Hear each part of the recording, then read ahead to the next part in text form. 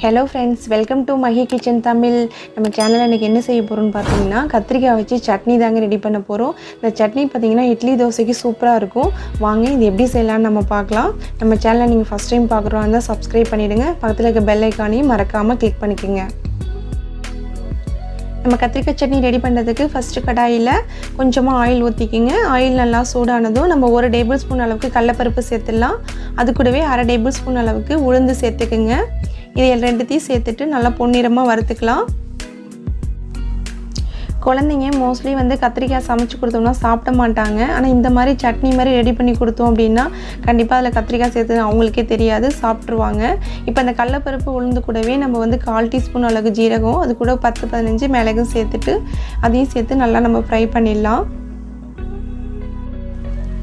நம்ம அடுத்ததாக 1 டீஸ்பூன் அளவுக்கு பார்த்திங்கன்னா தனியா சேர்த்துக்குங்க. சேர்த்துட்டு இதையும் லைட்டாக ஃப்ரை பண்ணி விட்டுடுங்க. இப்போ நல்லா ஃப்ரை ஆகிடுச்சு. அடுப்பை ஆஃப் பண்ணிவிட்டு நம்ம இது தனியாக ஒரு பிளேட்டில் எடுத்து வச்சிடலாம்.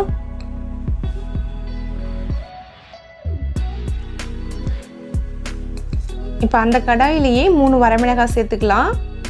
அது கூட ஒரு 5-6 சின்ன வெங்காயம் சேர்த்துக்குங்க. பூண்டு பல் பார்த்திங்கன்னா ஒரு 5.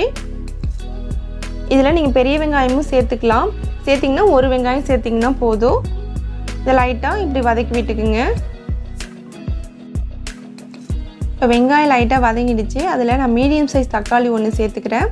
இதையும் சேர்த்துட்டு இப்போ நல்லா நம்ம வதக்கி விட்டுக்கலாம்.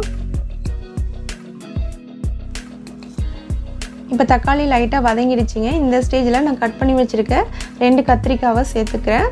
அதையும் சேர்த்துட்டு இப்போ நல்லா வதக்கிக்கலாம். கத்திரிக்காவை கொஞ்சம் குட்டி குட்டியாக கட் பண்ணிக்கோங்க. அப்போ தான் எண்ணெயில் வதக்கும் போது சீக்கிரமாக வெந்து வரும். இப்போது இந்த கத்திரிக்காய் வேகிறதுக்கு தேவையான அளவு கொஞ்சமாக உப்பு சேர்த்துக்குங்க. உப்பு சேர்த்துட்டு நல்லா கலந்து விட்டு வதக்கி விட்டுக்கலாம். நீங்கள் எந்த சட்னி செஞ்சீங்கனாலும் வதக்கும் போதே கொஞ்சம் உப்பு சேர்த்திங்கன்னா இன்னும் கொஞ்சம் டேஸ்ட்டாக இருக்கும். இப்போ கத்திரிக்காய் நல்லா வதங்கிடுச்சிங்க. அதில் கொஞ்சமாக புளி சேர்த்து லைட்டாக வதக்கி விட்டு அடுப்பை ஆஃப் பண்ணிவிடுங்க. ஆறினதுக்கப்புறம் நம்ம அரைச்சிக்கலாம். இப்போ நல்லா ஆறிடுச்சிங்க. இப்போ நம்ம மிக்ஸி ஜாரில் ஒன்று ஒன்றா சேர்த்துடலாம்.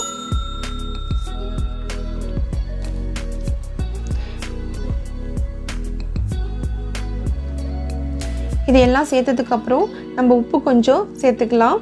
சேர்த்துட்டு அது கூடவே கொஞ்சமாக தண்ணி சேர்த்துட்டு நம்ம இப்போ அரைச்சி எடுத்துடலாம்.